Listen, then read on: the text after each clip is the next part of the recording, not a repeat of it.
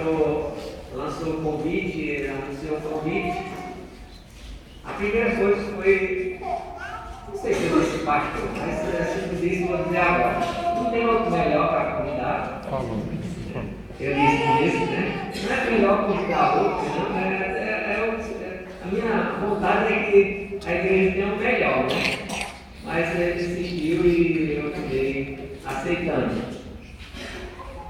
E aí veio a segunda parte desse convite, que foi a questão do tema. Se ele tem dado o tema, eu já tinha dito não. Porque eu sou daquele tipo que trago na hora que eu dar um tema, eu fico logo preocupado com respeito às expectativas em relação ao tema. E geralmente quando eu convido um pregador, eu fico pensando nisso e eu prefiro não dar o tema e converso com ele, a gente negocia o tema. E então eu negociei o tema aqui, que é o quê? Anuncia tudo o que o Senhor te fez. Então é o seguinte, eu lamento você que é de outra igreja, vai ter que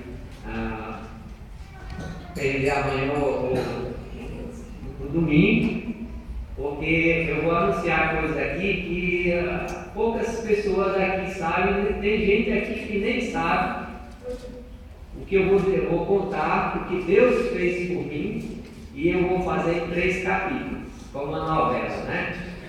Hoje eu conto um pouquinho, amanhã você fica doido para saber a continuação, e aí o melhor vai ser no domingo, viu?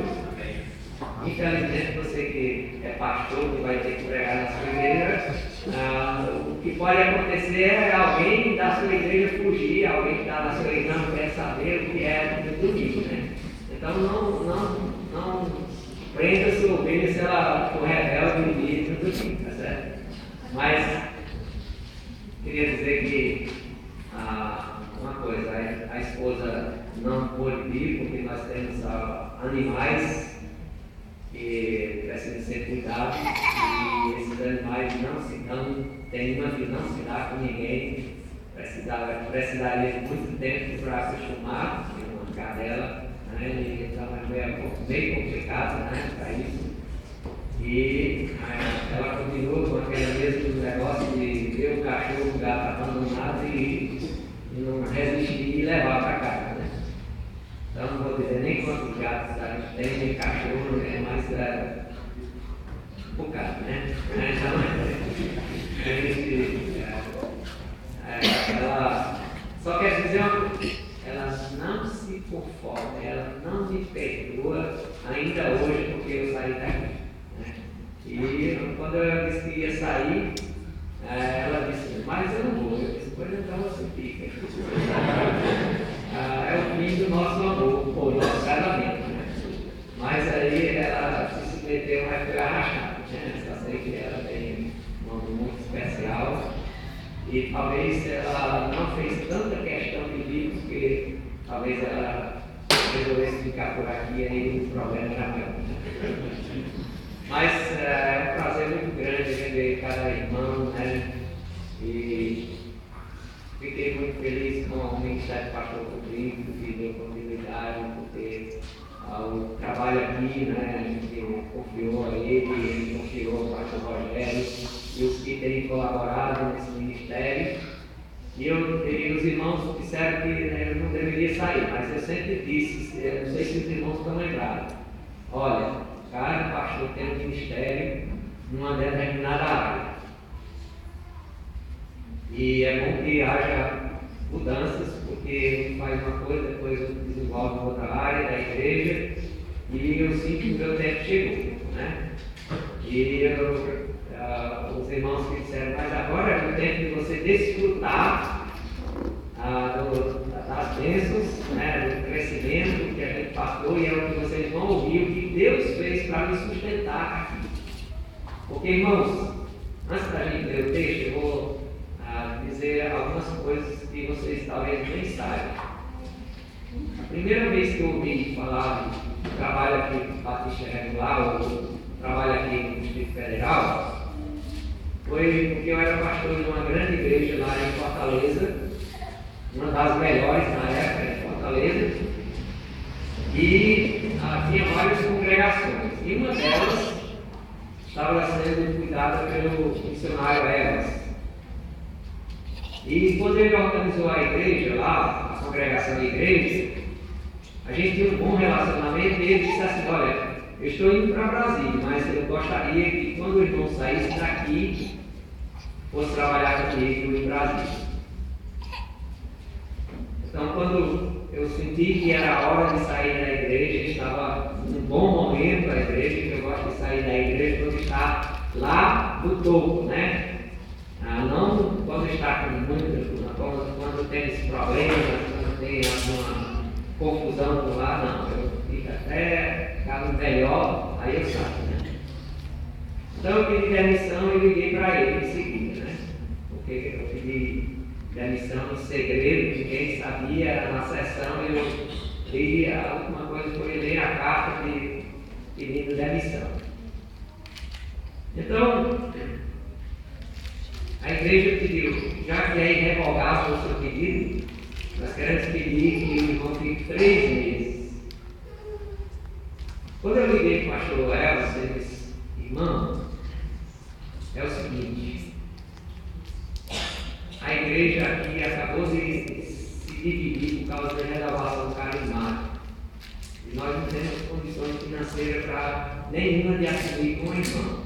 Mas se o irmão quiser vir para cá, eu garanto não deixar o irmão passar fome. Então começa tudo aí, a novelinha de 3 capítulos, com essa promessa que eu recebi de um missionário: não passar fome. A primeira coisa que me veio à cabeça foi: eu tenho 3 meses, eu vou aprender uma profissão que até agora eu só sou pastor. Não tem nenhuma profissão, eu vou aprender uma profissão para sobreviver lá. Porque confiar no homem é meio duvidoso, né? O homem morre, vai embora. Aí o que nós vamos fazer, né? Então, tinha um irmão lá que era protético, ele disse: uma boa ideia, vou aprender a fazer prótese dentária, porque onde eu for no mundo tem uma guerra. Aí, assim, aprendi, né? Quando cheguei aqui, eu fui morar lá na chácara com um americano, num apartamento, e de manhã ele trazia pão, mais tarde ele trazia feijão, arroz, fazia carne, e assim nós fomos andando, né? Deixei o filho em Fortaleza, porque estava estudando nos melhores colégios lá, que era evangélico, que a gente tinha uma bolsa. E aí, eu fiquei, né? Chegava o dia de pagar a mensalidade lá, ele dava dinheiro, e até que um dia a esposa disse: não, desse jeito não dá certo, vocês acertam aí um valor que vocês não precisa estar a viver isso, não. Aí o missionário acertou um valor, certo valor, que dava para sobreviver, né? Enquanto a igreja ia crescer e assumir responsabilidade comigo, né? Mas eu vou pular uma grande parte da história, e essa é só a introdução do que eu vou anunciar que Deus fez por mim. Pular uma parte para chegar em dezembro. Isso era em abril, cheguei aqui dia 10 de abril de 94. Quando foi em dezembro, o meu filho já estava conosco e estava se aproximando do Natal. E o bolso estava ficando bem vazio e eu não tinha coragem de dizer ao americano, né? Ele já tinha acertado um certo valor e eu estou tirado, né? E o bolso estava ficando vazio. E a minha história começa com: no momento que eu tinha o último real no bolso. Aí era que Deus, aí é o que vocês vão ouvir o que Deus fez comigo. Naquele Natal, eu fiquei, meu coração apertado, porque eu olhava para o meu filho todo Natal é uma festa. E eu segurei R$1, segurei. E quando deu, enquanto eu estava segurando o real, eu fiz isso para Papai. Por que o senhor não bota um anúncio de troço dentário no jornal? Aí tinha uma promoção de 3 dias, no final de semana, e eu disse, foi uma boa ideia. Nós colocamos o anúncio e no outro dia eu vi aplicava aqui. E a gente aceitou para eu ir fazer o serviço. Mas antes eu queria dizer uma coisa que aconteceu. Quando eu cheguei aqui, eu olhava aqui em Banguelo lá e eu chegava a casa de Banguelo, né? Podia ser da igreja ou não. E eu fiz um curso de troço dentário lá em Fortaleza. E eu ainda não tenho nenhuma prática, eu só fiz o curso. Mas quando fazer a dentadura, se prestar, você ganha uma dentadura, senão a gente joga no mano. E a pessoa topava, né? E assim foi, eu comecei a praticar e joguei uma dentadura no mato, né? Aí depois eu comecei a sobrar só material e depois um preço simbólico. Então em dezembro eu já estava seguro da profissão e eu fiz aquela prótese dentária. Foi um dos melhores natais que eu passei aqui. Tem outros que eu não vou nem contar a história, que é muito longa, mas foi um dos melhores natais com aquela, a primeira coisa que Deus fez, simplesmente porque eu tinha vindo, porque o América disse, eu não vou deixar você passar fome. E Deus queria me ensinar que era Ele, a Bíblia, o Senhor é meu pastor e nada me faltará. E aquele versículo que diz, fui moço e agora já sou velho. Aí diz, mas nunca vi o justo nem de galo, né? E eu, como pastor, eu só tive tudo isso, mas viver aquela experiência é outra coisa. Você olhar para seu filho e dizer, alguém aqui certamente já sabe o que eu estou dizendo. Você ter o último real e ter que gastar e não saber o que vai ter depois. Talvez alguém já passou essa experiência. Alguém já passou essa experiência de chegar a hora e não ter dinheiro? Levanta a mão para saber se alguém já passou isso. Olha o tanto de mãos, né? Gente que já passou por isso. Sabe o que eu estou dizendo? Agora, nós vamos ler o texto. E aí nós vamos começar o primeiro capítulo, a novelinha de três capítulos. Vamos lá para Marcos, capítulo 5. Capítulo 5.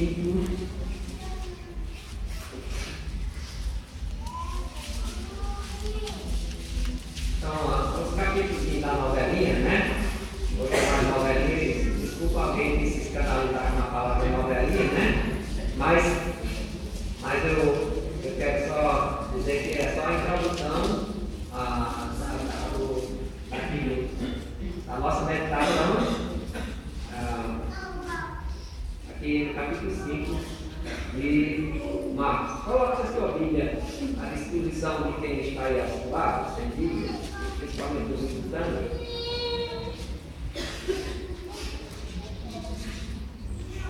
Diz assim: